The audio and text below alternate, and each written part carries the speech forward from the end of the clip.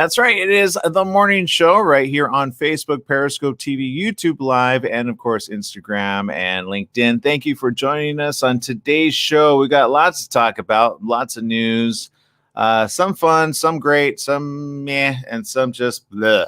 Actually, we'll try to keep the bleh ones out as much as possible. Okay. We got Mr. Jesse Sanchez over there. Good morning, Jesse. How are you?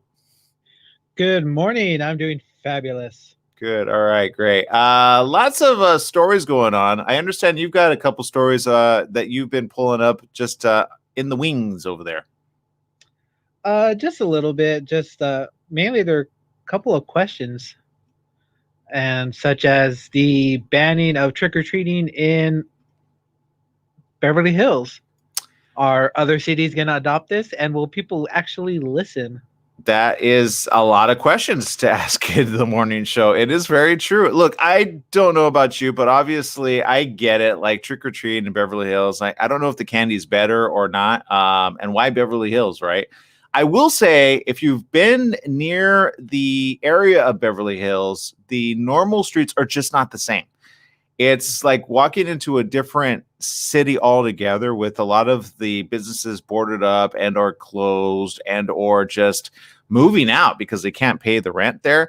It's a weird time to live in Beverly Hills. I'm just saying. So it's not exactly what it once was, which was, even Rodeo Drive. Rodeo Drive's always been caught up in a lot of the movies as just this beautiful center. If you look at it now in new pictures now, it's nothing of the sort. It's actually kind of a creepy, like if you just walk down it, it's just not the same. And so I could see them doing this to some point. But yeah, you're right. It does have, I have a lot of questions. I think you have a lot of questions. So we'll tackle that around the corner. What does that mean for trick-or-treating across the United States of America, and or people, and will people pay attention to that? I think not, Jesse. I'm just saying, but then some people might get a little weird. I don't know. I mean, if there's kids involved, I say go before it gets dark, right? But yeah, I just don't. I don't know. I don't know. But I got questions. Maybe some of our social media audience members have answers. We'll talk to you guys around the corner. We have to take a quick break. We'll be right back right after this. Stay tuned.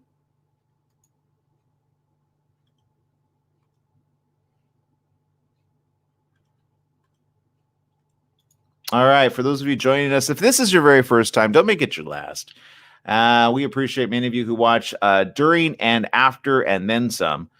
Of course, a lot of questions with trick-or-treating just around the corner. The holidays are going to be a weird set of holidays. You know that?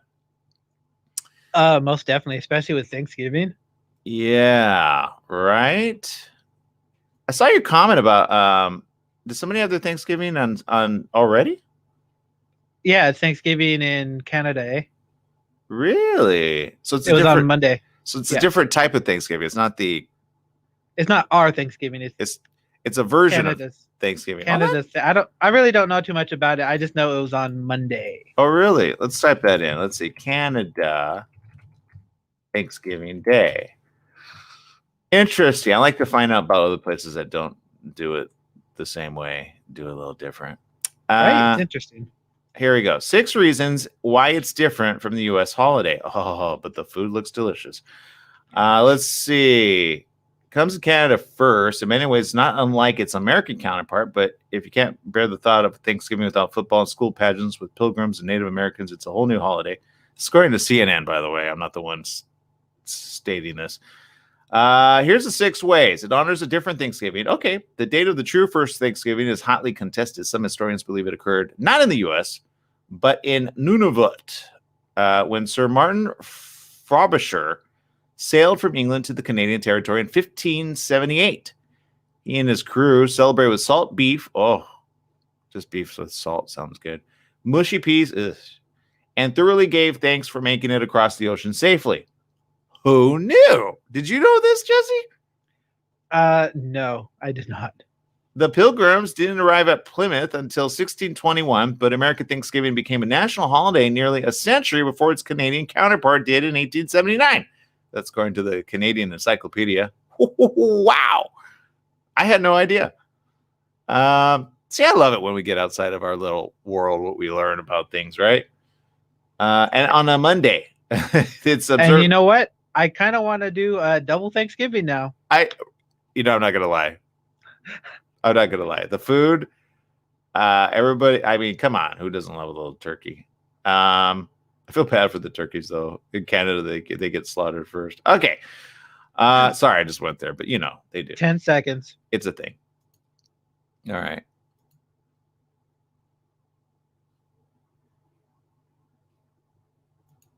Two seconds.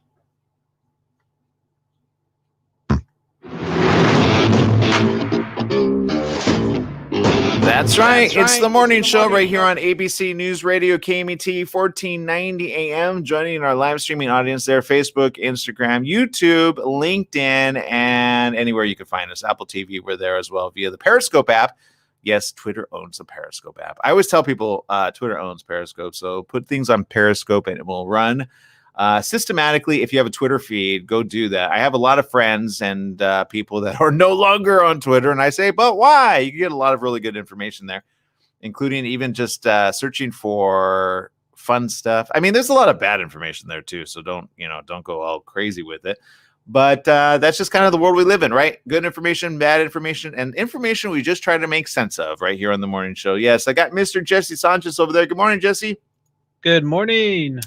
So lots of news in the news, and we're just finding out that Thanksgiving already happened, and we were not invited to dinner, Jesse.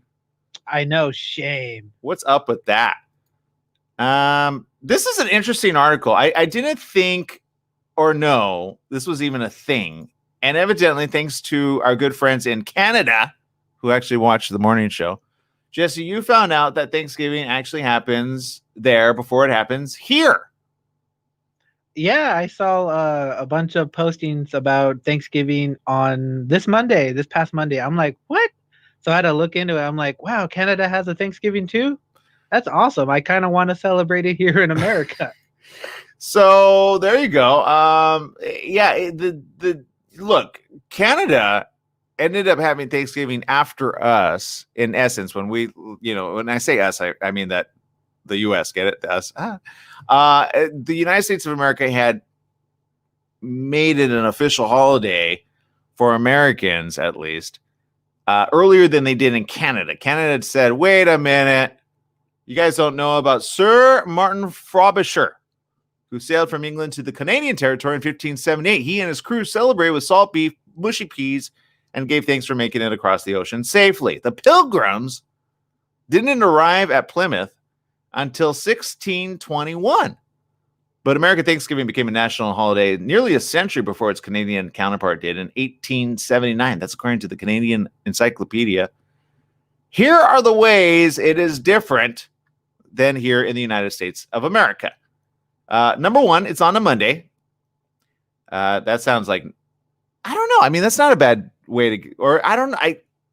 I like it on Thursday. Right, Jesse? And then Friday, you got Saturday and Sunday, and then you end it off, and then you get Monday back square one. True, but if you have it on Monday, you can get really full, and then you get energied up for Black Friday. But since Black Friday is not going to happen, I don't know. I like your processes there, your thought processes. That is. Its date has moved around several times. Agree on something. The government settled on October. The new date lined up with the completion of the Canadian harvest, and it's just early enough in the fall to beat the winter's biting cold. Oh, that makes sense, right? Because it's colder there, so getting around town is a little harder during November. Makes sense. Yeah, the American Thanksgiving stalwart is a Canadian staple too, but celebrants often sub in with provincial delicacies. Newfoundlanders might enjoy Jig's dinner. It's a boiled meat dish often paired with a split pea pudding. That I just don't know why that just doesn't sound good. I think I had a problem with it as a kid. You remember the split pea little gerber baby thing that they make you eat as a baby? I don't remember that, but I do know what you're talking about. I do. I remember a couple moments like that. I was like, blah, blah. I know I made that face, and I wish my mom had listened. I still don't like split peas for that reason. In lieu of pumpkin pie, Ontarians often serve butter tarts, bite-sized pastry shells stuffed with a syrupy filling. There are still plenty of seasonal vegetables, breads, and beverages served. They're just prepared and presented in a uniquely Canadian way. It's not observed nationwide. It's an official statutory holiday throughout Canada, except in New Brunswick, Nova Scotia, and Prince Edward Island. Employers are not required to pay their employees for the day off. Aww. So families have to celebrate it the day before. Football and parades are smaller affairs. Of course, that's a big thing here, but there not so much. There's no department store sponsored parade broadcasts in Canada. There is, though, the Kitchener-Waterloo Oktoberfest Thanksgiving Day Parade. So that's the thing. The German Beer Fest is televised on CTV with 120 floats and plenty of costumed characters. And here's the difference. Black Friday is out, but Boxing Day is in. It takes place more than 2 months after Thanksgiving. On December 26th, stores cut prices and open early in honor of Boxing Day. The holiday originated in the UK, though, and no, not a national celebration of...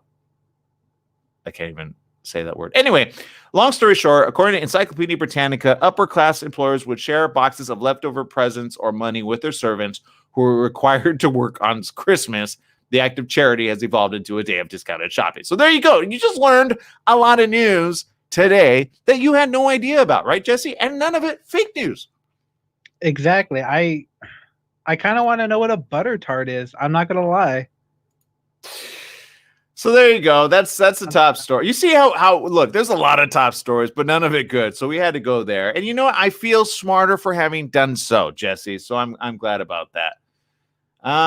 Let's see. There's a lot of stories that we're looking in the news headlines like this one. McConnell slates October revote on COVID relief. I'm sorry, what? Senate Majority Leader Mitch McConnell said that he's scheduling a procedural vote on a GOP COVID-19 relief bill next week, pushing aid to hard-hit businesses in a smaller approach to virus relief that Democrats say they will not go for. Yeah, nobody's agreeing with anybody.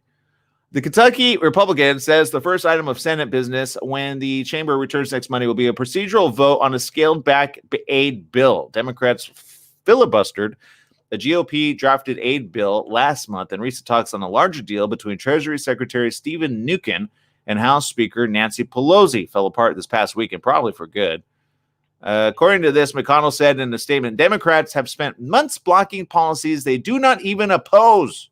They say anything short of their multi-trillion-dollar wish list, jammed with non-COVID related demands, it's piecemeal and not worth doing. She has worked hard to ensure that nothing is what American families get. That's according to McConnell. McConnell's move appears unlikely to work, though. The COVID relief debate appears to have gone back to a phase in which the participants have largely given up and are devoting time and effort to political positioning ahead of the election rather than negotiations and compromise. Thank you for saying that. It's according to ABC News reporter there.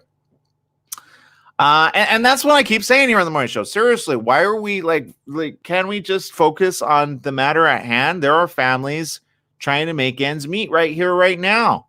Mm-hmm. There are families frustrated. There are families upset. They're mad. They're angry. They're taking it out on each other, literally. This home invasion robbery is happening. Saw that. There was a video going around where a little young boy, a 5-year-old, tries to help out the family by tackling the would-be robbers, but the robbers got away. So there's that. So there's a lot of, look, there's stuff going on in the world that I just say, let's put our head in the sand and just forget it all. What do you think about that, Jesse? Is that a great idea? Yeah, I can do that. Yeah. Except when you're in government position, trying to figure out how to make it work for everybody. Is that the last thing that you want the government to do, Jesse? To think about everybody? No, to put their head in the sand and pretend it's all going to go away after the election. No, that would probably be the worst thing you could possibly do. The stupidest thing. I'm sorry, I'm calling you guys out. Pelosi, you got way too much time on your hands. I see you going on news breaks and talking about to the news. There was this news feature where I guess somebody called her to the carpet. Here it is. Blitzer presses Pelosi on why she hasn't taken the Trump stimulus deal. And I didn't see what she had to say. I'm pretty sure she said, like, what stimulus deal? I haven't seen it because I got a question, like, where's this deal? But you know what? Look, agree or disagree. I agree. I did look most recently. I think it was late last week, and I pulled up all of what they've already passed and where the money goes. And some of it, honestly, lines the pockets of certain government institutions, Jesse. So a lot of questions there. It's called what was it called? The Heroes Act. So there, and I kind of did a line item thing so that people could kind of see what was funneled in there. And that was the one they already passed, by the way. Mm-hmm. But lots of questions I have for Senate and for people that get paid to do their job. Do your job. What else do they get paid for? Is it just to like sit around and just talk all day? Because seriously, sometimes I think they need to get on a treadmill. I'm sorry, but a lot of these just line their bellies instead of other people's bellies. Do you understand what I'm saying? Yeah, what I'm hearing from you is we need to cut their pay. I think if their pay were cut, they'd trim some fat. I'm just saying. Maybe on the stimulus bill, maybe not physically, right? On the stimulus bill, just trim yourselves out of the stimulus bill, stop lining your own pockets, and then make it okay for the rest of the people living here, not in government. I think that's what 98% of us there, right? I know a lot of people are dependent upon the government. For that reason, you got to have people still, getting their financial pay. I get that. But I'm not going to lie. I actually enjoy whenever President Trump says, here's the money, I'm going to donate it. And there you go. I'm not going to lie. People always hear me say things about Trump, but every now and then you hear something really good from me. And I think that's the way to be. If you have a lot of money, why take money from the government, right? Mm-hmm. Begs the question, why did any president ever take money from the government, right? But that's neither here nor there. My point is this. People in leadership abilities, which often get voted in and then stay there for as long as they can because they don't know how to retire, I feel need to be retired. Sorry, I'm saying it. There needs to be a shorter term in the Senate because I just see stupidity just abound left, right, and center during a time where we need the help most. I mean, agree to disagree. If you are financially doing really well, guess what? You're like, they're doing great. Don't worry about it. And if you are even somebody that's doing really well, but your business recently closed down because you weren't able to get the first funding because some of the funding was completely out. And now they're all just, we're going to wait. We're going to wait to vote on this. No, we're not going to agree on this. No. Just trim it out. I say this, allow for the American people to help you out. Just each line item, let's go buy it. Both Democratic, Republican side, put us all in a room for a week. And I can almost guarantee you the American public will figure it out faster than these lawmakers and or government institutionalized people that just sit on their butts all day long and just wait to do the right thing, want to do the right thing, or just bicker, complain, frustrate people, and have enough time to go on CNN saying, well, I think this, well, I think that, well, I think this, well, I think that. What happened to you guys having your day jobs? Was that the part of it? Talking to the media instead of just, hey, hunkering down and getting to work? Can't be that hard. Anyway, people, I need to take a break. I'm frustrated with these people. I really am. These are the people that are supposed to be smarter, wiser, right? They say gray hair is what a testimony of wisdom. I'm seeing wisdom go down the hill as we speak. All right, stop fighting again. Look, how many times has certain people tried to dethrone Trump? It's never worked. What a waste of time. You know how much money goes into trying to debunk him? I say, does it matter at the end of the day? He's always going to win. I don't know if you guys have learned this, right? He's always going to win. So let's push that to the side, okay? And then say, look, let's do the right thing by the people. Let's focus on that. Let's put our egos aside. Let's put our pay aside. In fact, I'm not going to get paid at all until we actually make a deal. How about that? If Nancy Pelosi did that, I would say, you know what? I'm all for you. If what's this guy's name? I try to not. Oh, McConnell. If McConnell did that, I'd say I'm all for you. But you know what? I can almost guarantee you they're not going to take away their pay. Which I say, I think you should. As long as the American public, people out there who have the right to vote and or pay their taxes, do it before, not after. Do the right thing before. Coronavirus isn't going to wait on you. It's the coronavirus not sitting there on its little butt going, these people are so stupid. Although I think if COVID was a person, it probably would think that. So there you go. I'm not the only one commenting, but there you go. What are your comments? Let us know on social media. We'll be right back right after these messages. Seriously, there are stupid people running this country on both sides of the aisle. I'm sorry. Just get your head Take out your brain and put somebody else's brain in.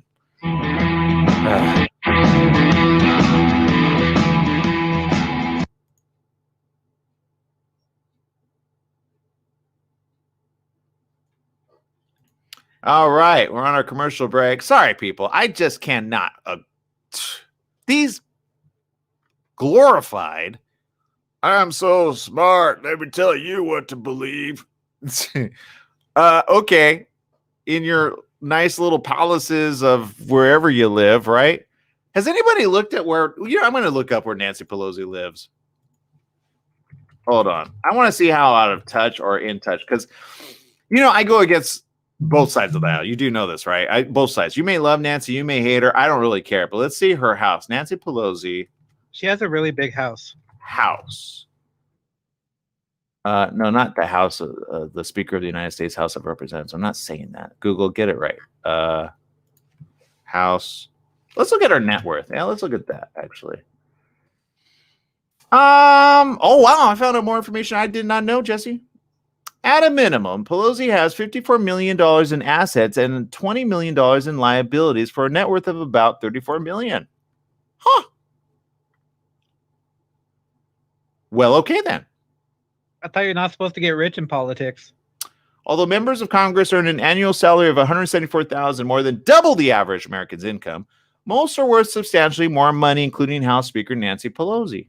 Well, you can't fault her for making money, right? As Speaker, she earns $223,500 per year.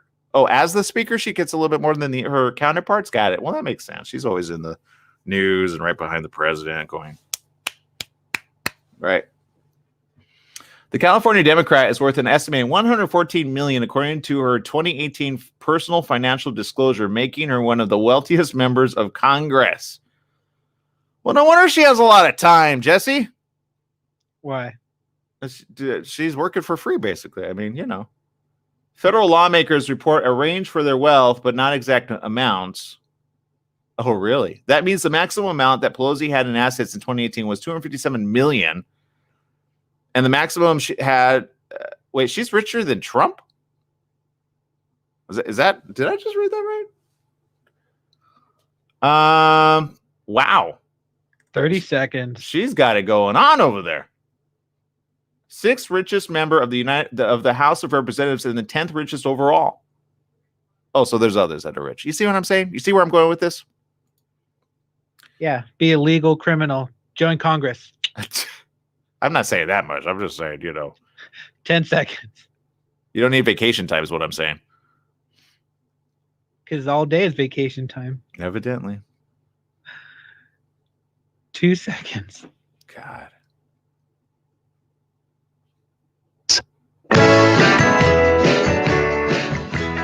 Welcome back. Yes, it is the morning show here on ABC News Radio, KMET 1490 AM. Joining our live audience there, Facebook, Instagram, Twitter, Periscope TV, YouTube Live as well. I just discovered some very interesting information that I was going to go. Here's what I don't like to do. Okay. I do not like to, when somebody makes a financial income and they do so very well for themselves, I say, good job. All right. I say good job because that's the entrepreneur. And I think a lot of Americans, right, and or around the world, I say there's nothing wrong with that.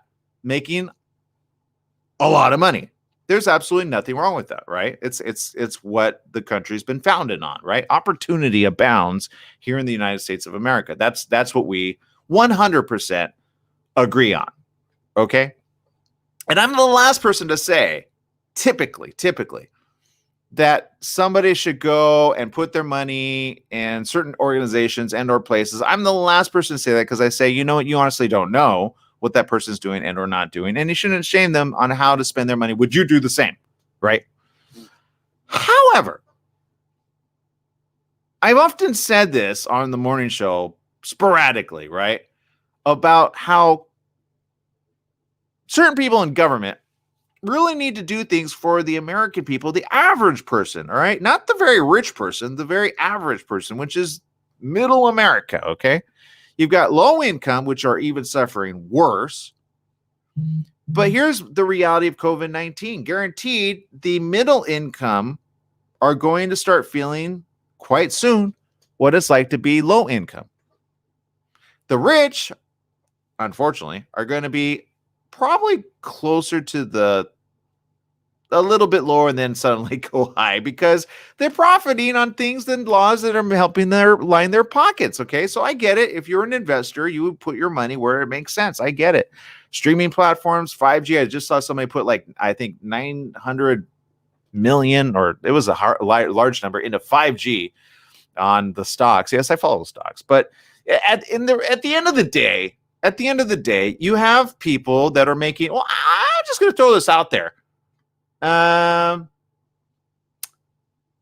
California Democrat is worth an estimated 114 million, according to 2018 personal financial disclosure, making this one person one of the wealthiest members of Congress. The person, Nancy Pelosi.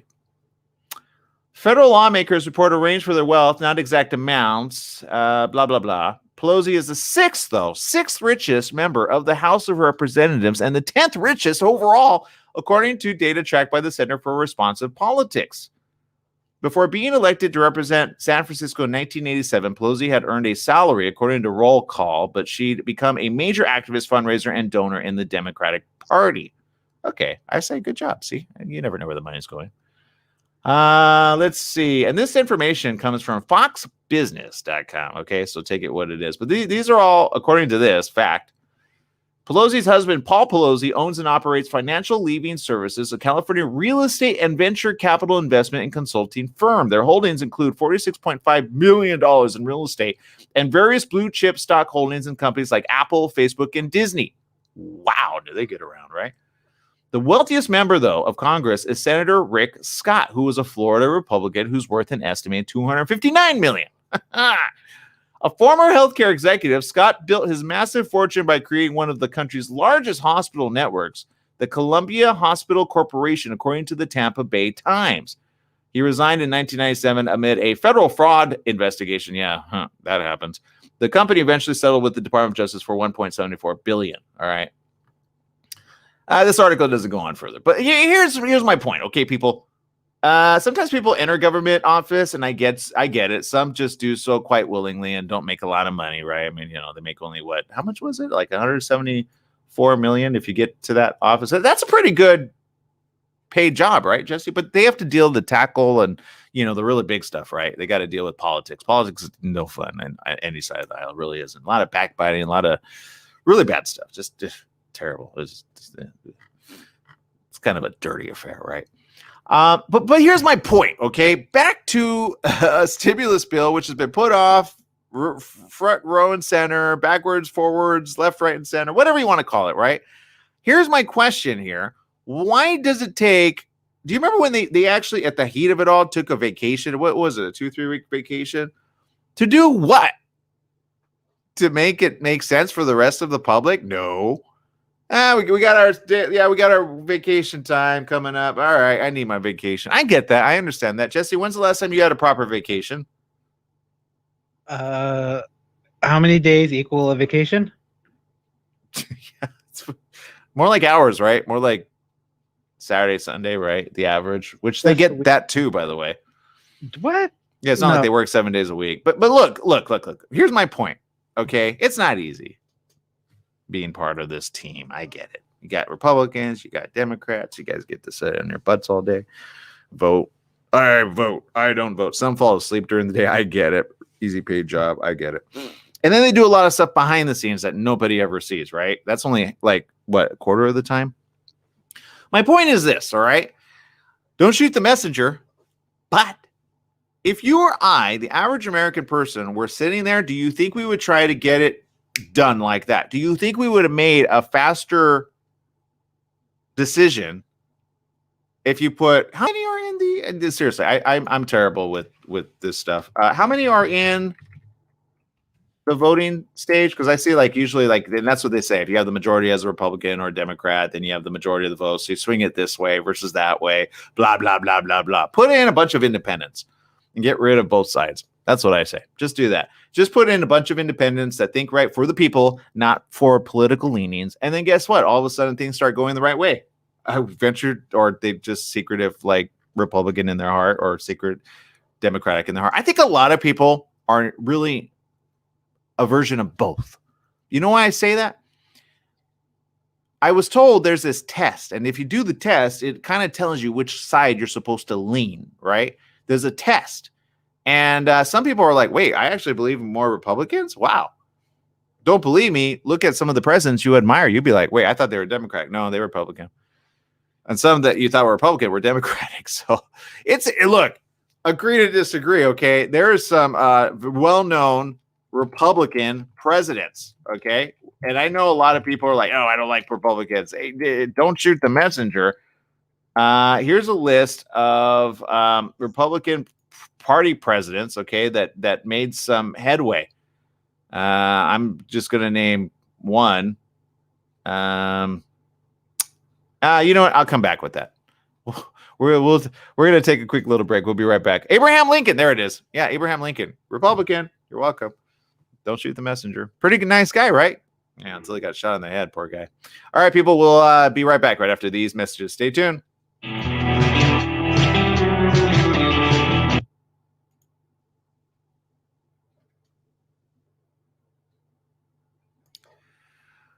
What? It's true. He got shot in the head, poor guy. And for what? Trying to do the right thing, most likely? You know he was a vampire hunter, right, Jesse?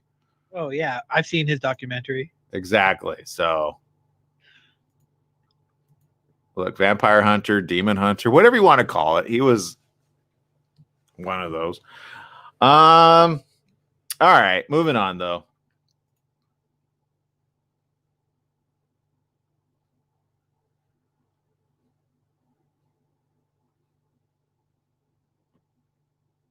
Yep. All right. Sorry. In Canada, they can call an election at any time. Oh, they can? Prime Minister can be in office for years and years. That's pretty cool. Oh, okay. I'm telling you can learn a lot from our neighbors up north. I'm just saying. Let me put that up on. Thank you, Maria. Canada can call an election anytime, and our prime minister can be in office for years and years. You know what? I'm not opposed to the anytime part. I think people, you know what? That probably makes sense. Why the prime minister is so on it. You know what I mean, Jesse? Mm-hmm. Because Pierre Trudeau. Okay, let me bring that up. The 15th prime minister of Canada with a total of 15 years. Wow. But you know, I like that dude. I really do. Like, I think he and I could get along because he always does the right thing by his people. The majority of time. I've never seen a Canadian go, ugh, what an idiot, right? I've never seen, I could be wrong, Maria. I could be wrong, but I just haven't seen that. But you see that here all the time, and you see that around the world all the time. Oh my God, that's your leader. What a dodo. You hear that from people outside of our country, okay, people? I get it. If you're a Trumpinite and you love Trump 100%, you have not spoken to people outside of this country 100%. Some will say, I actually like Trump. He's funny, right? And I used to say that too until coronavirus hit. And I go, okay, now this is when you need to just take off your dumb hat, put on your smart hat, and then do the right thing for the people, right?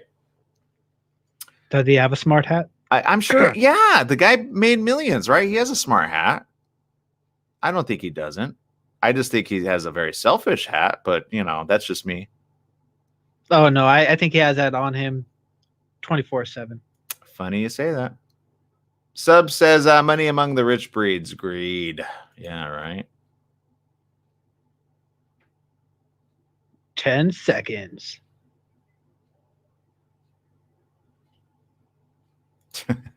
Mario says, you need to run, Aaron.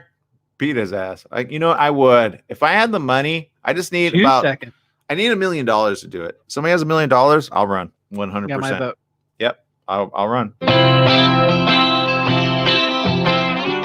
That's right. It's the morning show right here on ABC News Radio, KMET 1490 AM. Joining our live audience over there, Facebook, Periscope, YouTube, and of course, everywhere else. We appreciate you. I'm a little mad, and I don't usually get that mad here on the morning show, but I am upset that people have not figured out how to get this stimulus package ready to go. Because people are losing their homes right now. Believe me, don't believe me. There are unscrupulous characters trying to kick out people regardless of whether they can pay the rent or cannot pay the rent. It's true. Look it up. There are businesses dying each and every day because they just can't make the rent. There are leases there that are closing down. If you don't believe me, drive down your own neighborhood and you'll see a lot of businesses just can't keep in business. And those that are keeping in business are having a hard time paying all of their assets, right? Or lack of assets, right? And to hear that certain people in Congress actually have the ability to basically quit their job and retire for life, I almost want to say, why don't you do that? Because you're not hungry enough. If you were hungry enough and you wanted to do the right thing for the American people, you would say, people, cater in lunch, dinner, and breakfast. We're all going to stay here for a week, week and a half, however it is, to make this happen for our people, for my neighbor, for my family member who's my cousin who I don't even see anymore. I can imagine some of these like have cousins they've never seen anymore, right? Agree or disagree? I don't know. Or maybe they're all wealthy. I don't know. I really don't know how that works. But I do know this. You put somebody hungry, financially hungry, right? They want to make some money. You put them in that role for at least a week. Guaranteed. We all of a sudden have an answer, right? And that person doesn't even have to know every single budget. They just go, does that make sense? Yeah, that makes sense, right? All right. I'm going to get off my high horse because I'm not in that position. And oftentimes I say, until you get in that position, sometimes you don't know what you have to deal with. There's a lot of backbiting. A lot of hate, a lot of leaning. You're a part of our team. Don't you dare go on that side of the team, right? Back to voting. Everybody realizes who's their, oh, I voted this way. Oh, I voted that way. Then there's the rogue person. Well, I voted that way because that one made more sense for me. All of a sudden, shunned by their members, right? It's terrible. Don't believe me? Go watch House of Cards. I saw one season of that, and I couldn't stomach it to see the second season. But you know what? That's reality. It's sad but true. House of Cards. Go watch it. I know Kevin Spacey and that whole debacle, but you know what? Just looking for the content, okay, people? And if you don't believe me, go watch another interesting one, which is a little bit kinder to the political realm. There's a lot of them. There's The West Wing. There's there's Designated Survivor. That's a really good one. That one's more on point than I think people believe, but it's a good show. Kiefer Sutherland stars in it. Huge Netflix show. Go watch it. Very interesting. But there's some backbiting and things in there that you go, wow, it's a drama in politics, right? Do you really want to be in politics? Which is funny. Somebody said in a comment right now, I'm just going to bring this up one more time there. Let's see. You need to run Aaron and beat his booty or vote Biden, everyone. Yeah, right. And I say this often, look, I had a dream. I had a dream that I won a lot of money. And in the dream, not only did I win a lot of money, I had to go and run for office because I had all this money all of a sudden, right? I don't know how much money it was. It was like a lottery money pay, whatever. And I've often theorized, you know what? If that were to happen, I don't know that I would win because honestly, it's too late in the game. It doesn't make sense, right? It's too late in the game. It doesn't make sense. But if it did make sense, and if I did have the money, I would run. And you know how much? I did the calculation of how much I would need in order to run for the president of the United States of America. It is a total of $840,000. Don't believe me? Here it is. And the majority of that all goes to advertising online. You get it? I know I'm throwing anybody could do this really. And just you need that much amount of money. And you put it in places that the smart people and even some of the people that are quite gullible, you put it everywhere, right? You put it everywhere for everybody to make sense of it all. And you put that, you lay it out there and you just do that. So technically I would need like $1 million to run for office, but I think it's too late. Isn't it too late? It's too late to get on the ballot, right? I mean, how would that even happen? So it was a great pipe dream, but unless all of a sudden I win and then all of a sudden I go and run. But the reality is this. Unfortunately, we're stuck with one of two choices, which right now I'm just saying this. Hey, you earn my vote if you're the right person for the job and you do the right thing for the people and you make sense right from the beginning, not from after the fact, meaning President Trump, why would you put this off till after the nomination for the presidency? Shouldn't you at least say, you know what, why don't we put off the presidency vote? That would create a problem too. But just say, look, why don't we just get all in? Look, I don't need to go campaigning in all these places. We all see the crowds are not that big. I mean, they're really not. They're not as big as they used to be, okay? Plus, you're putting a lot of people in harm's way, 100%. I would say this, do a virtual 100%. You know what's funny? President Trump didn't want to do a virtual debate, but he's willing to travel the country everywhere because now he doesn't have coronavirus. He wants to show himself as a very smart person, right? When in reality, he just lets the news media and online capability just kind of put all of this stuff virtually anyway, right? Did you see him in person? Were you there? I probably not. You were watching virtually. So I say this, get back into the debate program and debate your butt away. You're a great debater. Why would you not do it on virtual? That makes no sense to me. Do you understand? News media and online is already virtual. So I don't know if you thought you had to go and put a headset on and do a virtual reality kind of cool, shoot 'em up, bang, bang, bang. Although I'd pay to see that. I'd pay to see that if Biden would go against Trump and who would win that. But my point is this, people. The presidency has, and several of the last presidents, been won online. Don't believe me? Look it up. Even Obama admitted that he won due to the online ability to reach out to the average voter. And it's true. So technically, I need $1 million to run. But, that's neither here nor there. I say put somebody in office that makes sense. That makes sense for the American average person, right? Average Joe and average Mary. Or average Jorge and average Maria. Or average just anybody, right? Look, reality is this. We live in a American.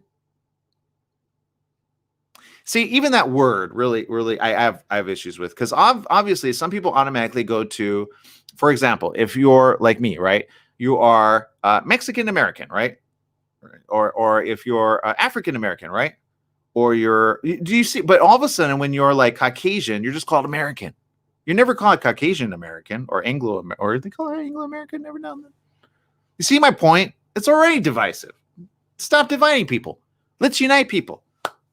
I get it because people have certain ethnicities, but oftentimes African Americans tell me, well, I didn't really come from Africa. My family's from Puerto Rico, right? The Puerto Ricans are like, we're American, right? Yeah, sorry about that, but we call you Puerto Ricans, right? So my point is this: it's so divided. It's already like from the beginning. It's already very divided. Cause to create more division. You understand? Back to Republican versus Democrat. You got Republicans over here. You got Democrats over here. What happened to the independent thinker? The independent one. I would run as an independent, 100%. I've given a lot of thought. I have. I just don't have the financial means to do it. And honestly, would people vote? I always go back to the Abraham Lincoln. Abraham Lincoln didn't make a dime. He wasn't a rich man. He really wasn't. He married a wealthy woman. That's true. But she ended up being like, I'm so poor now, right? And she got upset at him too. It's true. Because he would not make, like, her ex-fiance that she wanted to marry, he did really well. He was like the President Trump of the world, right? And she ended up marrying good old Abe Lincoln, right? And he broke it off. He broke it off and ran. And then he came back and he's like, I don't know why I came back. I just came back. Don't believe me. It's in, what was that? Again, by Dale Carnegie. I can never remember it when I need it. Unknown Lincoln. Okay. And it's 100% fact. So, but if Abraham Lincoln ran today, would he win? I say no. Because now you need evidently, how much hold on, Trump, let's look at this really quick. Trump has paid, and look, you take both Republican side and the Democratic side, and if they just said, look, let's put the money to the American people, I have a feeling we would have had a stimulus plan already worked out, people. Let's see, Trump invested this year on the campaign approximately $1 billion campaign. Oh, wow. Huh. Trump's $1 billion campaign. I'm just going to throw that out there. That's $1 billion just to run for office. And the guy's already the president and supposedly makes a lot of money on the side, but he had to raise a lot of money to pay off what? News media, other people to work for him. Yeah, that's the thing, people. You need a lot of money to run. The average Joe Schmo, Abraham Lincoln would have never won. He would have never won. He just wouldn't have. And imagine if the other guy would have won. Nobody even remembers who he went up against, right? Anyway, long story short, look, I think the American people need to start thinking for themselves and say, you know what? Let's take a person who makes more sense than rhetoric, makes more sense for the American people, and will work for the American people, not just make promises, actually do it. To which if I were to run, I would do it because A, it wouldn't be my money. It would be somebody else's money. And B, I got nothing else to lose. I got a lot of time. I got no family. I mean, I got my mom, but she's fine. And so there you go. But you know what? I haven't won. There's no money to be had. So there you go. So it's up to you, the average person out there, to say this. What can I do to at least make it a-okay for my own family? What can I do to make it okay for the people that I love? What can I do? What do I have the power to do? Because evidently government may or may not do it. It's sad but true. But I say, hey, if you're in leadership role and you were given that, then you should do the right thing for the people. I don't care if you believe in God or don't believe in God. I don't care if you pledge allegiance to the flag and, one nation under God. I don't care if you don't believe any of that. All I care is that you do the right thing by the American people and the world. Because if you do the right thing for the American people, guess what? You become a leader again in the world. And yet I'm just seeing a bunch of people do the wrong thing left, right, and center. So agree, disagree, whatever. Okay, I need to take another break. We'll be right back right after these messages with more right here of The Morning Show. Stay tuned.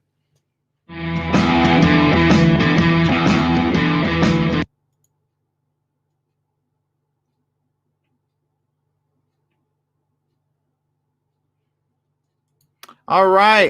Appreciate you over there. Thank you for breaking it down for us. Let's see here.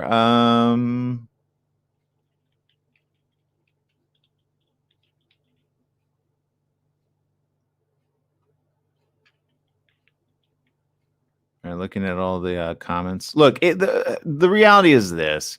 The average person should be able to run, but you can't because it's just way too much money. And is that the right reason? I don't think so. I get it. If you've served in the military and like, look, George Washington being among the first presidents ever, right, was a true leader. And half of the latest presidents that I've seen didn't do nearly what George Washington did on the battlefield, right? There used to be a time where the king would go onto the battlefield with the people. Right, Jesse? I mean, come on. That's like 101 kingdom, right? Right? They're supposed to be on the battlefield. Yeah, you go out there with your troops. Granted, you're in the far back. You hope you don't, but sometimes back to King David. King David, he was there. That's why his people were so loyal to him, right? He took out Goliath. And from there on, humble shepherd, humble man. Don't agree? Look it up. That's King David was a real king, served his God, and did the right thing by the people. Took out the evildoer again and again and again. Granted, he did some bad stuff, but he was forgiven. And then Solomon came in through that line. And oh yeah, that's right. Jesus came in through that line, way down the line through Bathsheba. So don't judge, people. Don't judge. But in reality, nobody chooses kings like this anymore, right? They vote them in, which I have no problem with. I have no problem. But King David would have never won that vote either. Just so you know, he wasn't a rich man to begin with. He was a shepherd with sheep. You know how low on the totem pole that is? Bah. You want to be the guy that shepherds sheep? I don't think so. You want to be a king? Sign me up for that. So I think David, he didn't say that? Oh, he was still humble.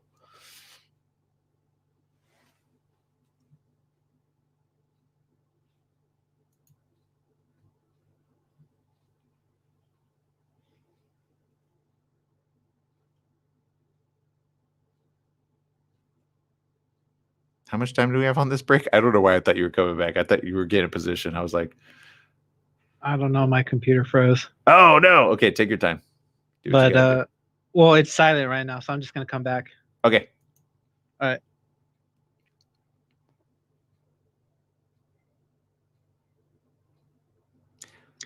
Welcome back. Yes, it is the morning show right here on ABC News Radio, KMET, 1490 AM. Joining our live streaming audience there, Facebook, Instagram, Twitter, YouTube, and much, much more. Let's bring up some of the comments here. And let's see here.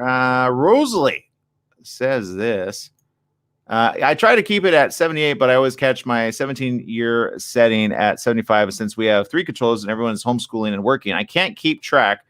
I'm sweating upstairs and it's cool downstairs. Ugh, crazy, right? Back to the average person out there just trying to make ends meet for the kids.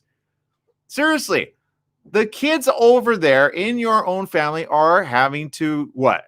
Learn from home. And it's difficult. And she's talking about her air conditioning, right? I always catch my 17-year steady at 75. I personally could not do in your house at 78. I am more like what are you, Jesse, at 73? Like what's your perfect thermostat level there? Just out of curiosity. From my house, for the house or for here. Yeah, either way. Just your own like preference. As cold as I can get it. As cold I have a window air conditioner, so. But see look, agree to disagree. Women are not built that way. They're just not. And that's 100% fact, by the way. It's science. Okay. Oddly enough, a lot of people don't know this. They might take issue with it, but once you do the research, you'll understand. An average woman's body heat stays centralized to her body, not to her extremities. Did you know that, Jesse? No, I did not. It's biology. It's biology. Some theorize that it's due to if you have a baby, you have to, right, keep the baby safe. So the internal temperature of a woman, which is why her limbs are always very cold typically, is because the majority of the body heat is centralized to the woman. So the men in there, you have to take like consideration and say, I get it. Your biology is a bit different than mine, right? As men, we're the opposite, right? So, and some of us just have a lot of body weight on. Okay. So I call it insulation. So I say I've lost a lot of weight, but I'm still hot. I run hot. But then women in their older years have hot flashes, right? Their body starts to change and adapt differently at a certain age, right?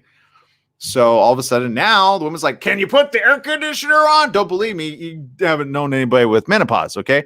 Put the air conditioner on. Oh my goodness. It's hot in here. You're like, it's actually not that hot. It's actually nice and cool, but okay. Right.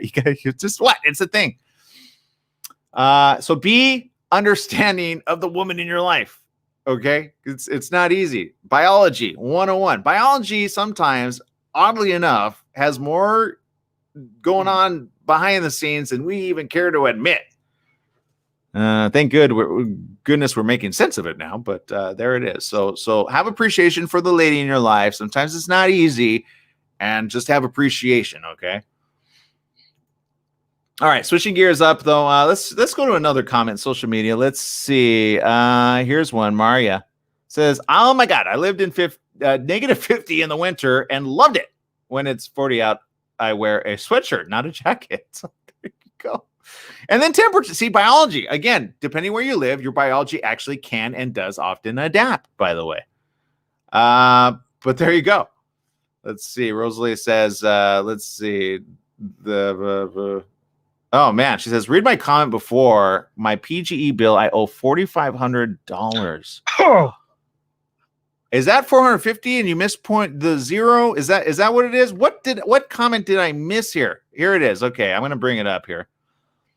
This comes from Rosalie Huerta Madrigal. For those that don't know, PGE is help me out, Jesse. I just lost. The local electric company? Yep. Pacific Gas and Energy is I don't have that, but you do. It says, I work for the state and they cut us, ouch, 10%, about $1,000 less a month for my household. So we work from home now, which is nice, but I had to upgrade my internet and AC all day long. Now I see how that came out. Fresno heat all summer and into October, I owe $4,500 for PGE since March, $900 a month. Stimulus check would be nice. This is somebody that works for the state and they cut them 10%. 1,000 less for a month for the household. You see? Thank you, Rosalie. Thank you. Back to government. Stop lining your own pockets. Make it make sense for the average worker over there. It's not easy. And the utilities? I get it, Rosalie. It is hot where you're at. It is hot. I would not do well. And I see what you're saying now about the 78. You're like, I'm trying to keep it, right? Which, by the way, you need a new air conditioner. I'm just going to tell you that right now. That number is your average, unless you have like a 5,000 square foot home, should be averaging at least 300, 400 max. Okay, your air conditioner is way too old. You need to get that thing serviced and or repaired and or fixed 100%. You're paying way too much. For the average home, which has at least 1,500 square feet, you need at least, I think it's a 4-ton. Okay, you need a 4-ton and you need an energy efficient one. Invest in that because you are throwing your money literally out the door 100%. But if you're already having a hard time financially, yes, a stimulus check would be nice, right? You're barely trying to make ends meet. This is what I'm talking about. This is an average person out there. You guys have a lot of stories, which I can guarantee your stories echo those of the rest of everybody else, but people just don't want to share it because they feel like they don't want people to know. Okay, I get it, 2,900 square feet. Well, then okay. Well, doing the math, then that sounds about right. Okay, but then you need this. You need to just you need okay. Then I would call the air conditioning system and ask for a zoning. It's a little expensive, but ask for a discount. You need to only put air because you're not occupying every single one of the rooms. You understand? You're only occupying 1 or 2 of the rooms, maybe 5 at the most. You're not occupying all of them, but it's cooling up the whole center. So you need a split system, or you need to just talk to your air conditioning person. Seriously, that number is way too high, by the way, way too high. Because by the math that I just did, 15, it should be at least 600, right? Maxed out. So, but that's a lot of money. I'm sorry. But you know what? Thank goodness we're going into the winter months, right? But then heating, right? Heating is the situation. So there you go. But again, everybody, no matter how big or how small your house is, and look, you get a lot of house in Fresno for a reason, by the way. It's inexpensive. Like here in the LA area, that would go for like 5 million, right? You can't get that amount of house that you can in Fresno. Okay, I'm out of time. Look, I'm not running for president of the United States of America. I didn't win the lotto. I don't have $1 million. But if I did, boy, would I do the right thing. All right, people, make it a great day, whatever you do. Remember, life is worth living. Live it well.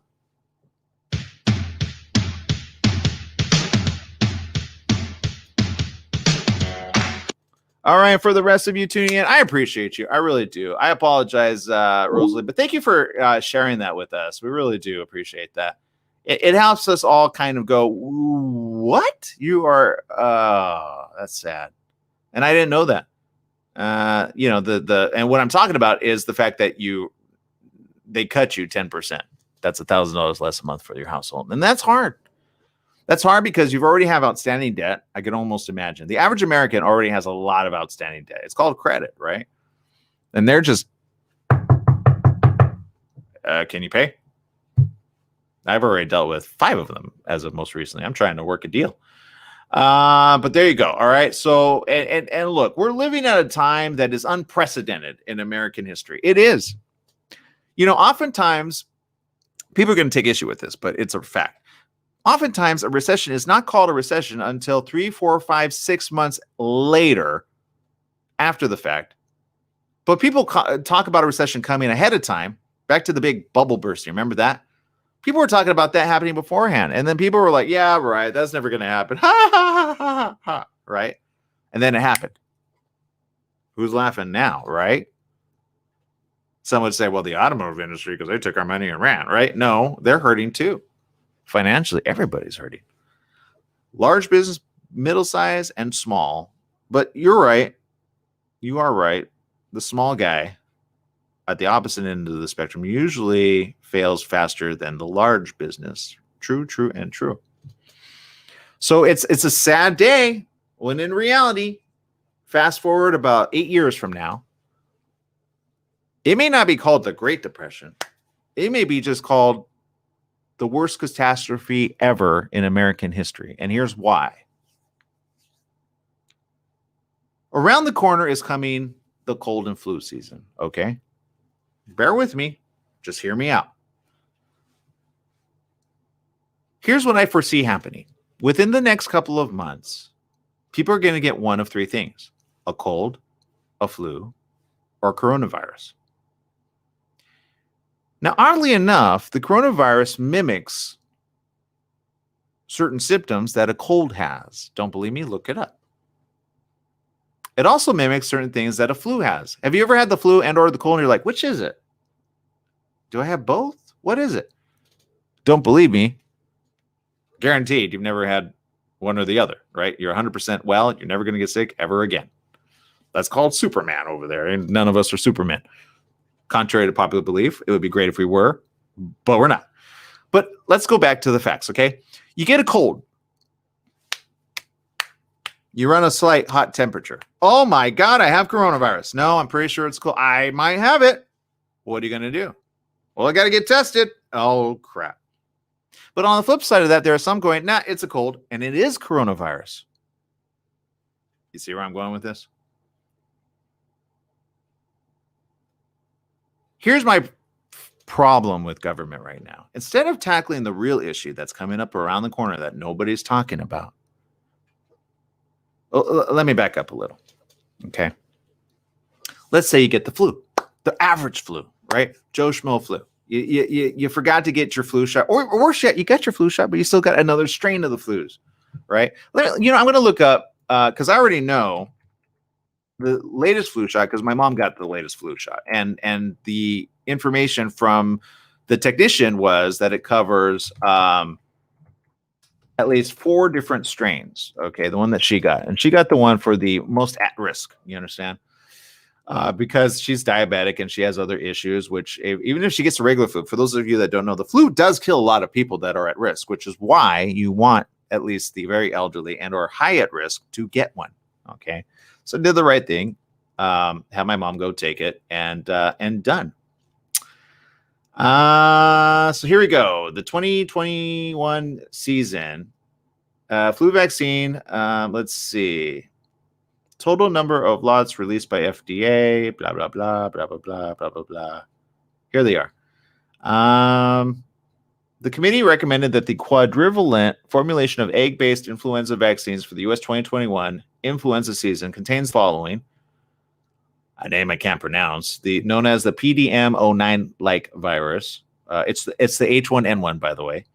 The H3N2, which happens to be Hong Kong, Washington. Let's see, B, Victoria lineage. Not even sure what that means. Whatever. Nobody knows this stuff. And another one. Okay, so that's 4 right there. So there you go. So I think that's the 4. Their names I can't pronounce. I really can't. I can show you a screen of this. Maybe I should do that. Maybe make it more sense for you guys. Let me do that. Hold on. Let me bring you guys on screen here. And let me do this. Let me do application. Hold on.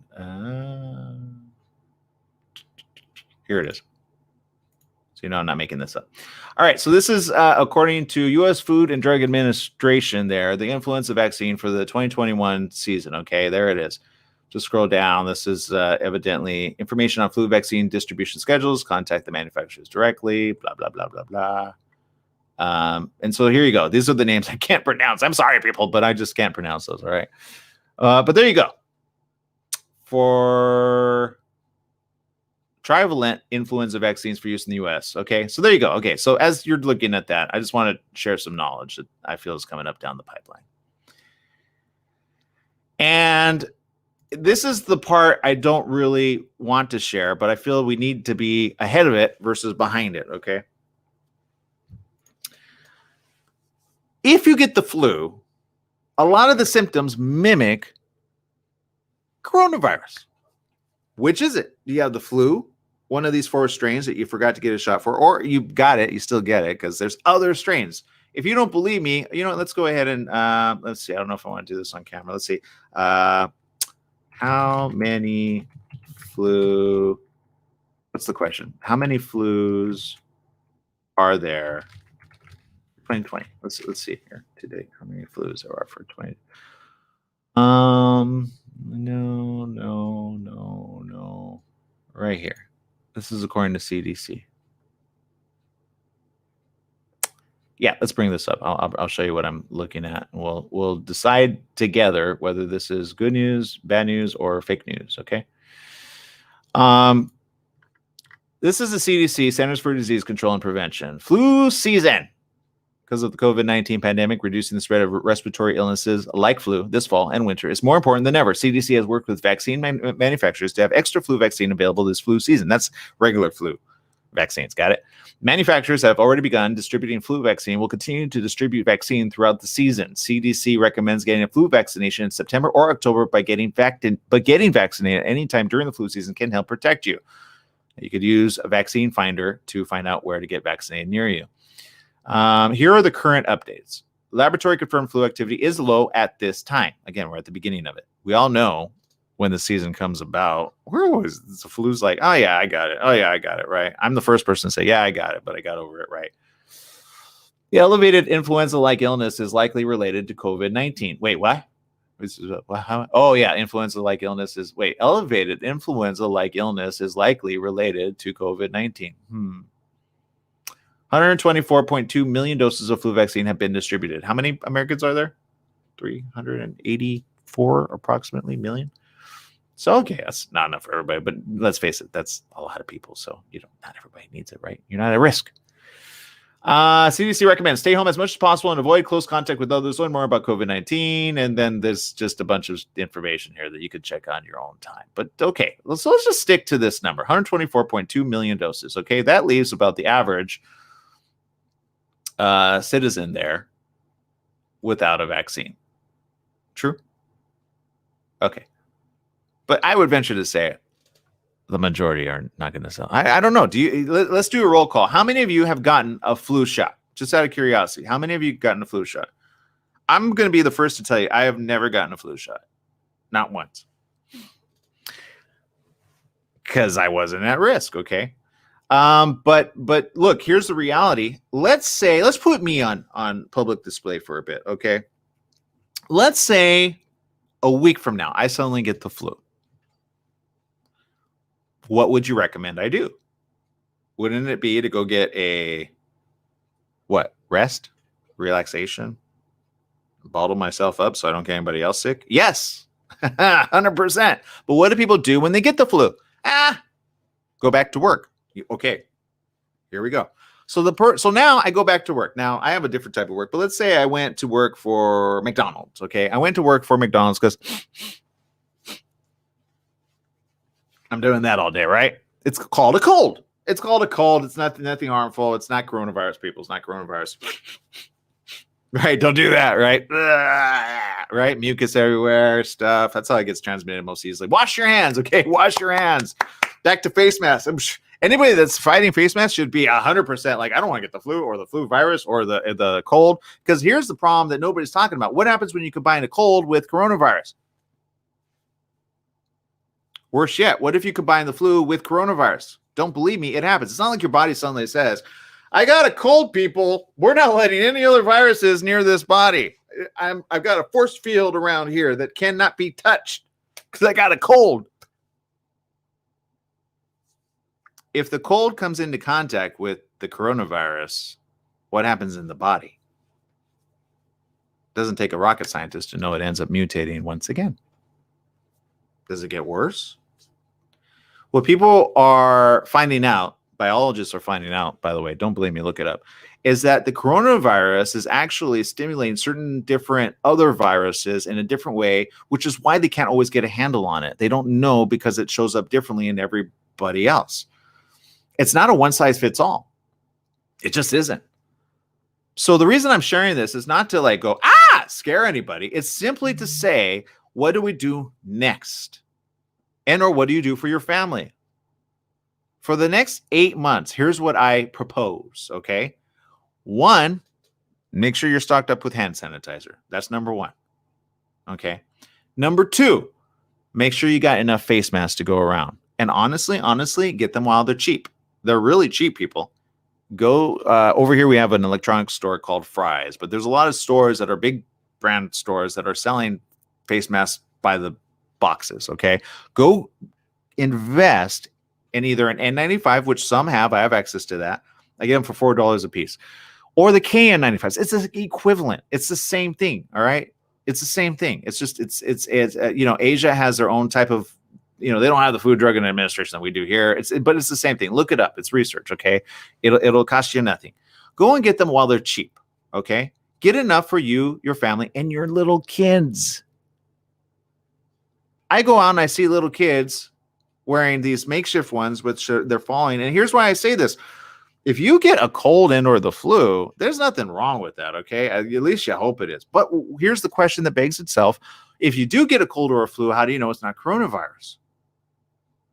Now, there's a lot of men out there, you know it, that go, I can weather this. But you don't know if it is coronavirus. And God forbid you get one of these, but then now you get two of these. And they mix in your body like a little cocktail. Don't believe me? Do the research. This is what government should be addressing right now, people. This is what government needs to do. And government needs to say this. Look, you know what? Times are tough. We need to make an agreement on something because the country is about to go into a very, very, very, very difficult time. And if we're going to go and be all, hey, I got to work, put food on the table. Hey, I got to pay the rent. Hey, you understand? People are just trying to keep their families alive. You can't blame them. I know a lot of the things I'm proposing right now are pretty, it can't be done. I don't believe that. I believe anything can and will be done. Okay, let's take the big plague of, when was the plague? The deadly plague that nobody wants, right? The plague made itself known. They call it as the Dark Ages, right? Or Black Death, right? The bubonic plague. During the years, it killed as many as 1/3 of Europe's people in 3 long years. That was from 1347 to 1350. It spread quickly, killed horribly, moved on, leaving whole cities devastated in its wake. An estimated 30 million Europeans died. Okay. That was a dark time in history. Later, we realized, this was the rats. I venture to say it was more than the rats. The bubonic plague, by the way, has creeped up here in the United States of America, by the way. So it's current. Now, there are 3 types of plague caused by Bacterium Yersinia pestis. 1 to 7 days after exposure to the bacteria, flu-like symptoms develop. These symptoms include fever, headaches, and vomiting. Swollen and painful lymph nodes occur in the area closest to where the bacteria entered the skin. Sounds familiar, doesn't it? And yet this was in the news as of most recently. Don't believe me? I'm right here. Okay, I'm going to bring this up so you guys can see this. Right here.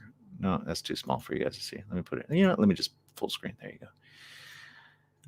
So whoops, wrong one. Sorry. Let me copy and paste. Sorry. I'm new to this. Bear with me. Here it is. Let's see. 2 weeks ago, Fox News, bubonic plague infects boy 3 in China.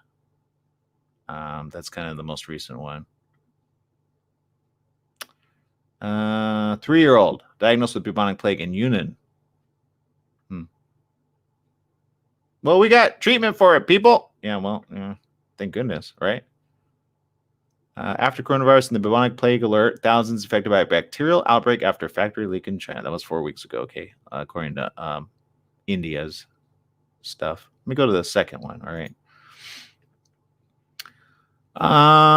Let's see. Here's how Spanish flu, bubonic plague, and HIV were. I don't know what that's about. It's probably a news article, something I don't really care about, but whatever.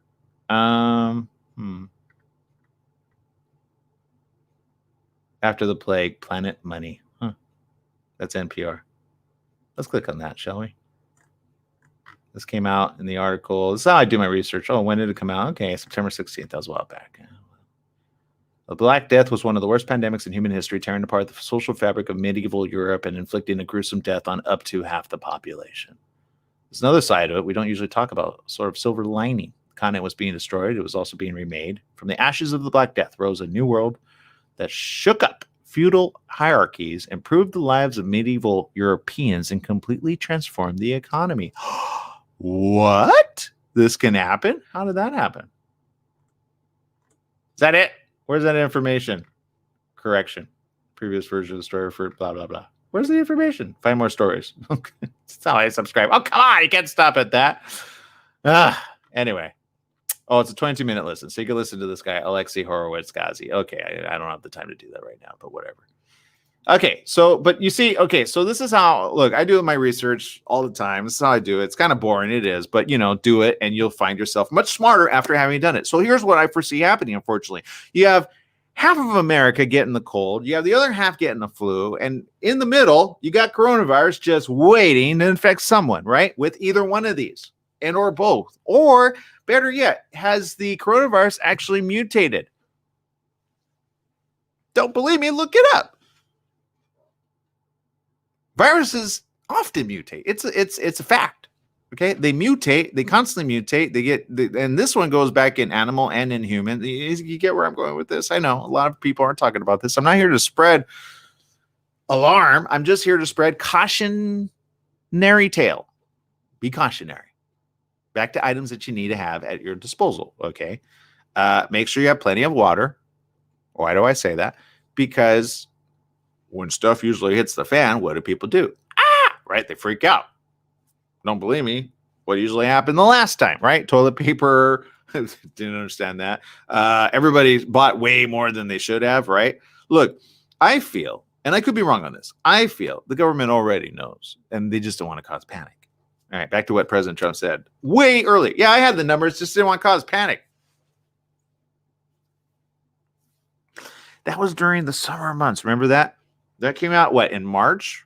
I mean, some theorize it came out earlier than that, but it was making, some actually have done the research that it started back in November of the following year, but had a slow uptick. It wasn't as big. And then by the time February and March rolled around, it was already starting to uptick. Don't believe me? Look at the information of why New York was so bad and ahead of us in a problematic fashion. The tick was going like this, right? And then it started creeping up in other metropolitan areas based on travel. Okay. There are documentaries on the subject that when a virus explodes, typically back to Europe, right? Europe had it. They had it pretty bad. But travel was slow going, right? You had to travel. It took you forever to travel, which is why it predominantly stayed in one little section. But now you have an interconnected world back to travel.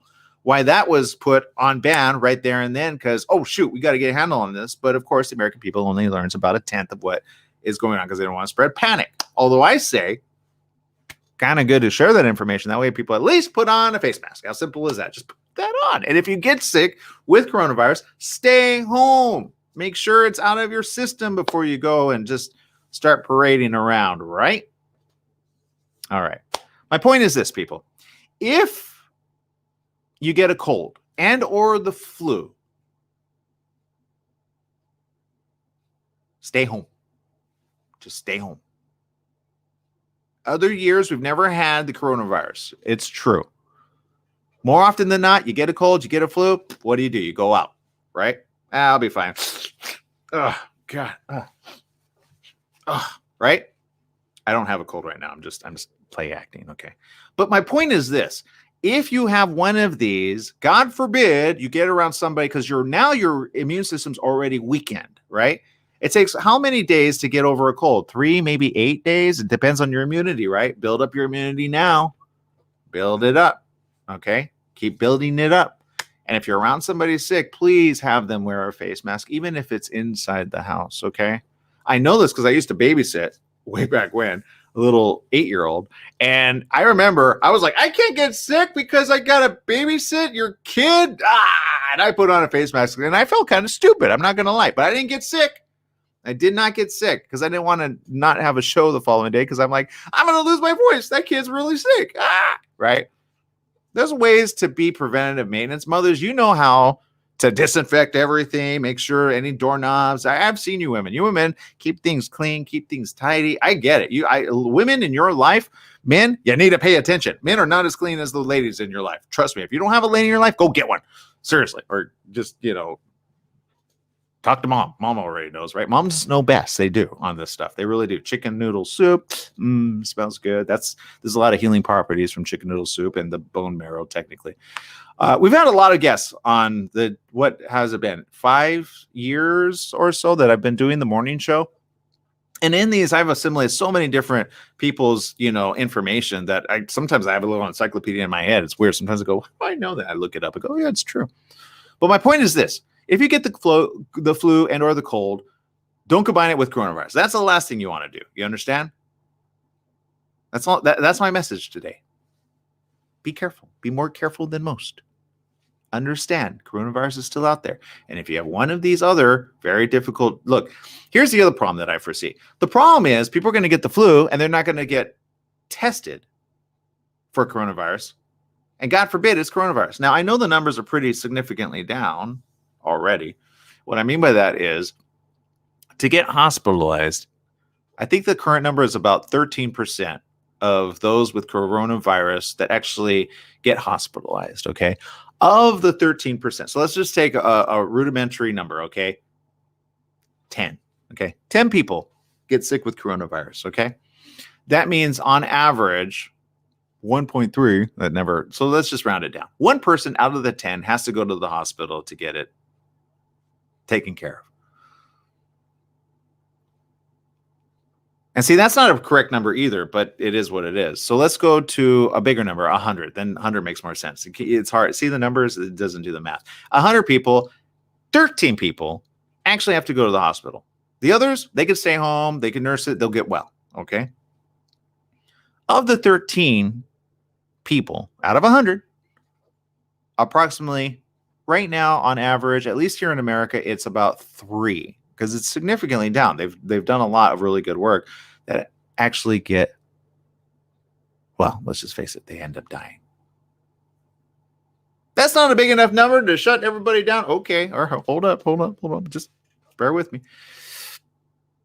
Of those that get okay, many are reporting that they still have the after effects of it. Some that I know on social media, because I ask about it on social media and or on Twitter, and they share with me. Yeah, I used to be healthy before I got coronavirus. I got okay with it, but I still have debilitating effects from it weeks on end after it. Back to the cold and or the flu. Some won't even get tested for the coronavirus. They just can hypothesize based on how they're feeling weeks on end. But of those that do get tested, they go get a test. It's $149, right? I've often said it'd be great if the government could figure it out just to be like, let's just test whether you have insurance or not. Let's just get this done. So there's certain things coming up down the pipeline that the governor I know has instituted, which are, I say, good. Get more testing kits out. You need more testing kits. That way a person knows how to treat it, right? If it's coronavirus, you treat it differently than you do the regular flu. Or is it the same? Well, if you're going to get well, you're going to get well. But if you're going to admit somebody, how many people usually, when they have the flu, end up going to the hospital anyway? But look, no truth to the rumor. The flu kills people too. Those at risk. So now you got a flu that could kill people. Now you got coronavirus out there as well. Now you got to dictate which one is it so you can tackle it the right way, right? So I think that 3 is going to suddenly tick up. But does it matter how many it ticks up? No. It matters that it not affect you or your family. So make sure you have the following items once again. Hand sanitizer. Get it before it sells out. Water. Get plenty of it. I say good for a week, okay? Minimum. Because if you have to be stuck at home, you want good drinking water. Do you understand what I'm saying? So I have plenty of it ready to go. And before everybody goes crazy because something happens in this world that people go, I need to go get it now, right? Lockdown, right? If you don't believe me, European countries are already beginning back on lockdown, by the way. And if you don't believe me, European countries went on lockdown before the United States of America. Do you see the cycle we're starting to get back into? Not trying to throw caution in the wind. I'm just trying to warn you ahead of time. That way, at least you could say, I know, I'm prepared. When an earthquake comes, are you prepared or are you not prepared? That's all I'm saying. Just be prepared. The great situation, you don't even get it. We talk this time next year, you go, well, at least I was prepared, right? What if it's a family friend, though? What if it's a neighbor? What if it's somebody else in your own neighborhood and or your own family or a cousin of yours that you're like, oh, yeah, we should be at least a little prepared. Face masks. Go get the face mask while you can. And get the good kind, okay? KN95s. Don't believe me? Look, I'm going to look it up for you guys that are like, no, I've heard they're just fake. KN95s versus N95s, okay? What is the difference? Let's see. Let's see. Are they the same? Are they the same? Sure, why not? Smart Air, what's the difference? Okay, I'm gonna bring this up so that you guys can see it. Just because I feel people just think, nah, I one time posted it and somebody said I was what did they say I was doing? They said I was doing I don't know, it was a dumb statement. It was by one of the other co-hosts here at the station. It's so stupid. They called it war profiteering. I'm like, where is it? What? No, I'm trying to spread some good information. Here it is. Okay. Don't buy from me. Just buy for yourself. There it is. What's the difference? This is according to smartairfilters.com. An N95 versus KN95. Okay. With such similar sounding names, it can be confusing to understand the difference between N95s and KN95s. What are KN95 masks? Blah, blah, blah, blah. This handy chart basically tells you everything you need to know. Let me just scroll down to the big. There we go. In short, N95 masks are the U.S. standards for respiratory masks. KN95 masks are the Chinese standards for masks. And there you go. It just get, and trust me, you actually breathe better than you do in certain fabrics. You really do. So go do that. Okay. And they're not as crazy. Oh, I didn't show you guys. Sorry. I didn't scroll there. Sorry. I forgot. Here it is. N95 versus K95, smartairfilters.com. Okay. There's a comparison chart. And I went too fast. You can rewind it. N95 masks are the US standards. There it is. So there you go. Pretty similar. And there you go, people. I mean, look, it doesn't take a rocket scientist to say, you know what? Maybe he's right. Maybe we should just go get them while they're available. And why not? Because they're available now. Remember at the beginning of the year, they're like, no, these aren't going to make sense for you. And on the morning show, I said, I feel like somebody's just saying that because they're running out. Remember that? I talked about that. I said, nah, I would still get one ahead of time. I said that back in March. Don't believe me? Roll back the tape, right? It's right there. It's all on social media. Everything I've ever said is right there. And I said from the very beginning, no, I think we need to do the right thing and just get the right ones when they're available. Because then it was a shortage, right? So everybody was like, some were stockpiling, and you don't do that because you need the first responders and or the people on the front lines to get them. But now there are so many that they're sitting there on the store shelves. You understand? Just go ahead and get it. Go get one for you, your family, and everybody. And then instead of, and I get it, some are like, it's single use. Then do this. And I've said it for quite some time. Hold on. I'll be right back. I'm going to get this. You know what? Never mind. I'm just going to show you because I have the device. It's here. I was going to go bring it on here, but I'm not here to sell you things. I'm just here to tell you how to do this. Okay. They're called UV sterilizer bags. Okay. The one I have, let's see. This is a little bit more pricey than the one that I have, but it's okay. It's the same thing. I was selling it for $80, by the way. Cheaper than this site has it. Let me bring it up for you guys to see. And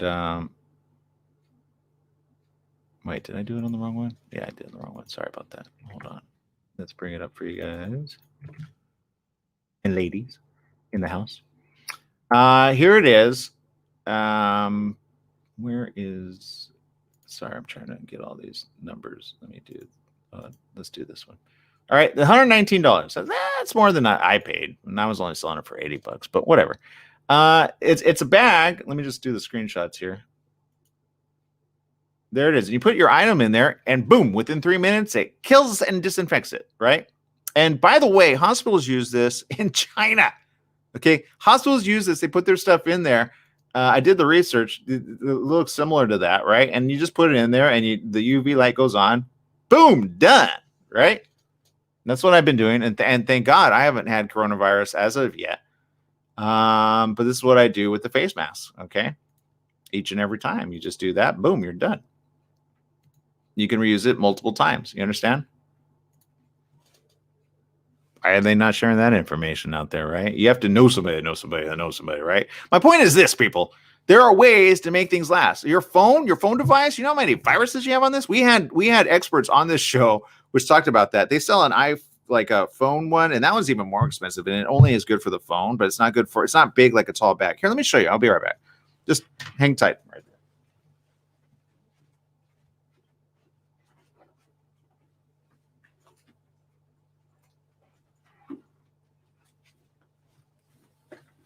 I feel like this is the 411 episode of, I don't know why I put my headphones on. I can't hear you guys anyway, but here you go.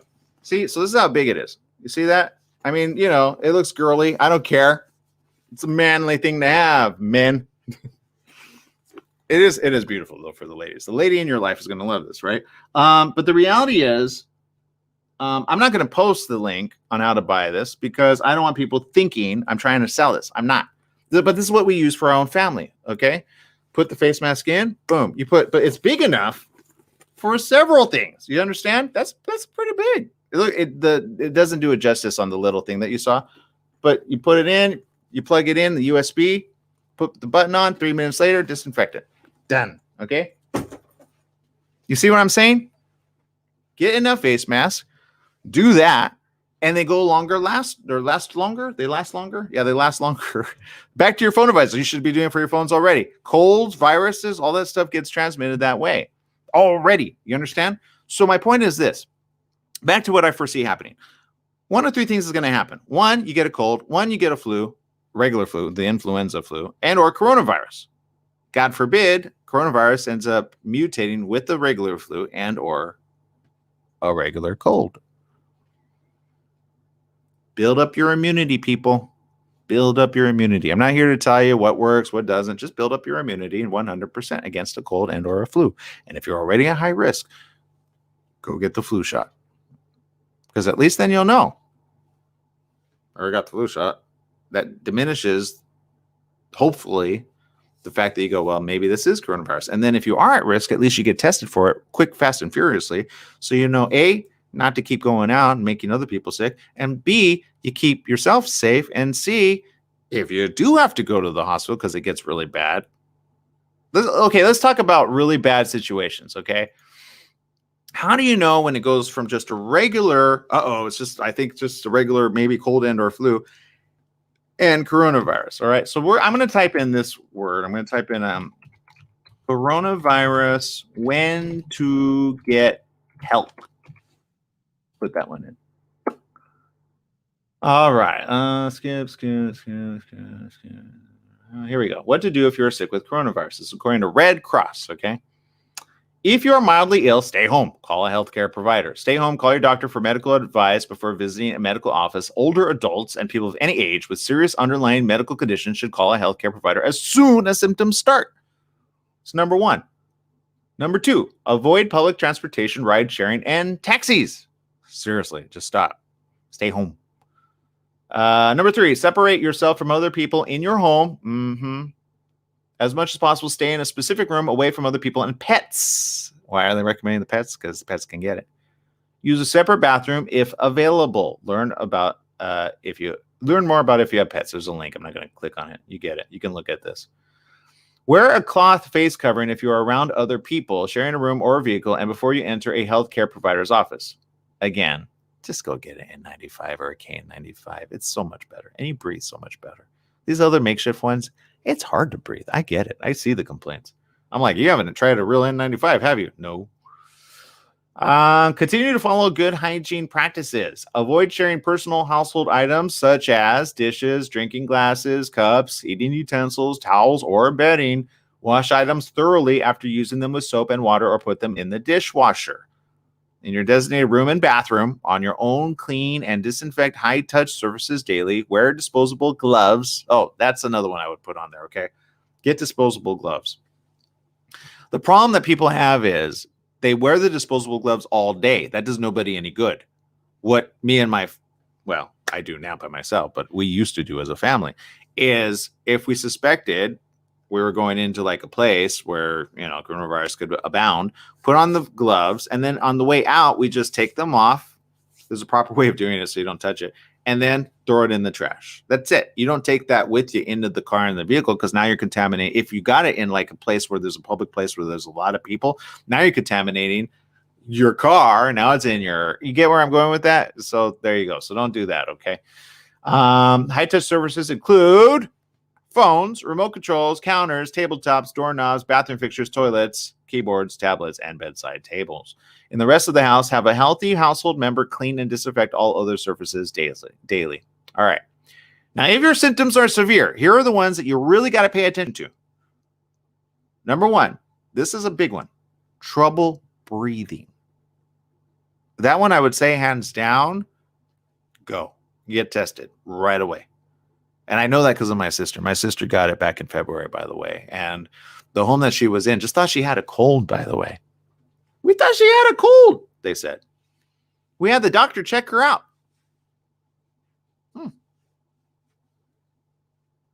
Within 3 days, she was admitted into the hospital. They admitted her right away. They didn't know what she had.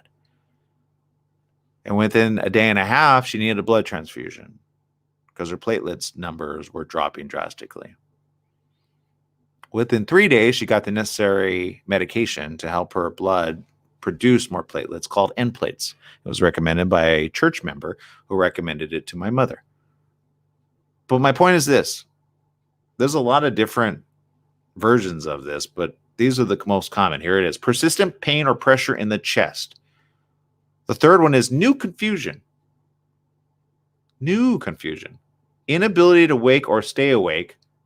Bluish lips or face. My sister was getting that not just in her face, but in her hand. You know what the doctor said? Oh, yeah, that's normal.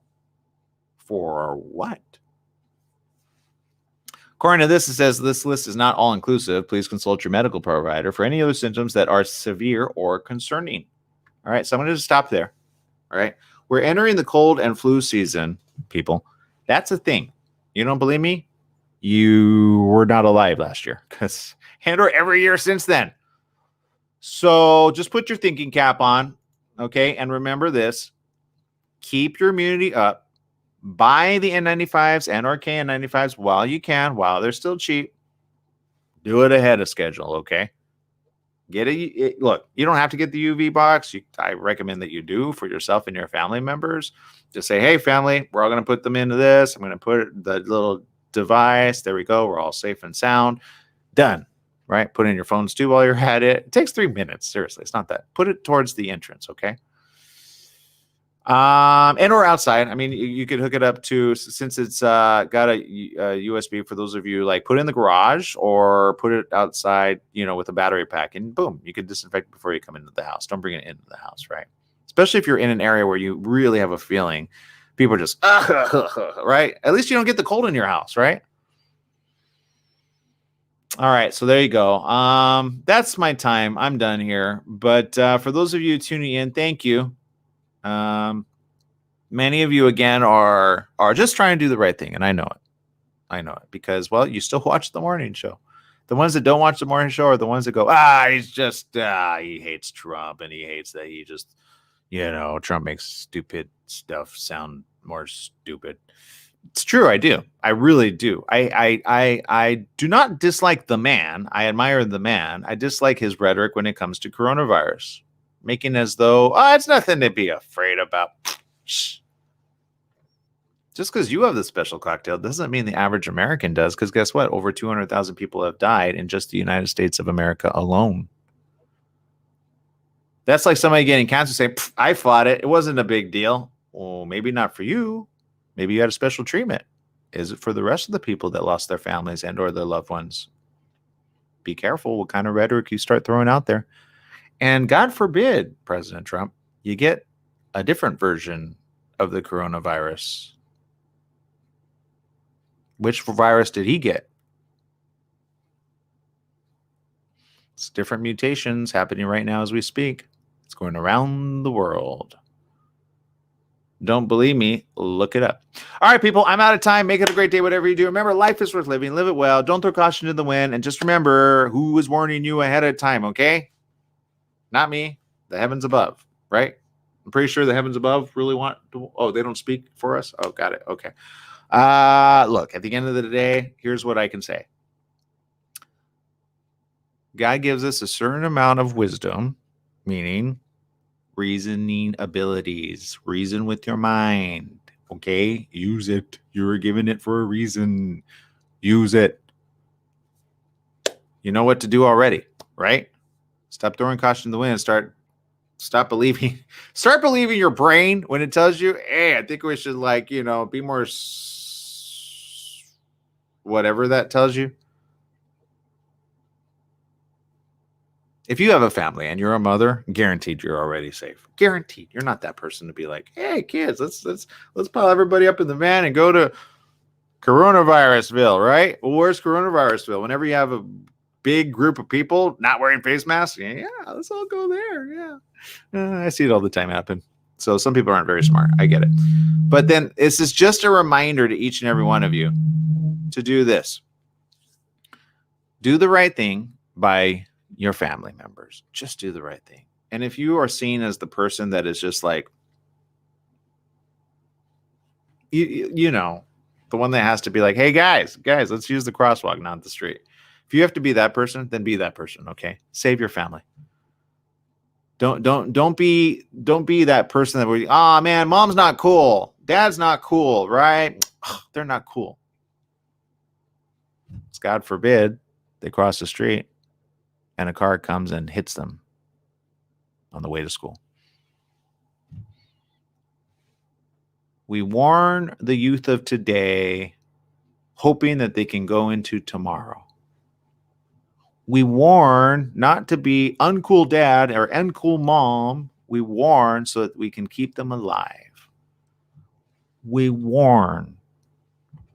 And then we act accordingly. We warn.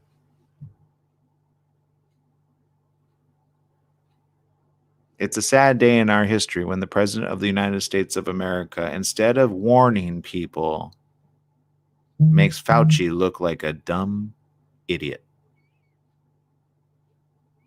Within the next couple of years, I think everything that Dr. Fauci has said will come true, unfortunately, and he will be proven right through history. But throughout it all, those that live through this time will know what really happened. Will the history books rewrite history to say, yep, Dr. Fauci was right and President Trump was wrong? I believe so. I don't think it'll be the opposite way. And 100 years from now, just like the bubonic plague, just like the Great Depression, just like the Spanish flu, only certain little moments will be remembered in that history. And maybe you or I will not be alive to tell it. But I certainly hope our kids will be alive to say, yep, I remember that. It was a dark day in our history when people started to believe. Just throw caution to the wind. Let's not be that people on this earth. Let's not be the ones that just go, yeah, all right. Let's vote him in. How about you keep your family safe first and then vote him in? How about do that? Do that. Just do that. Okay. Don't believe the rhetoric just to get somebody reelected. Seriously. I think if Abraham Lincoln were alive, he would be really upset with that man. I'm just George Washington would have been. I think half of the presidents would have been upset with that man, right? You're president to help the rest of the country, not to make your own ego bigger than it already is. Yeah. All right, people. I'm out of time. Make it a great day, whatever you do. I love you. I appreciate you. Learn to love and appreciate those around you, and you'll do the right thing each and every time. Bye-bye, everyone.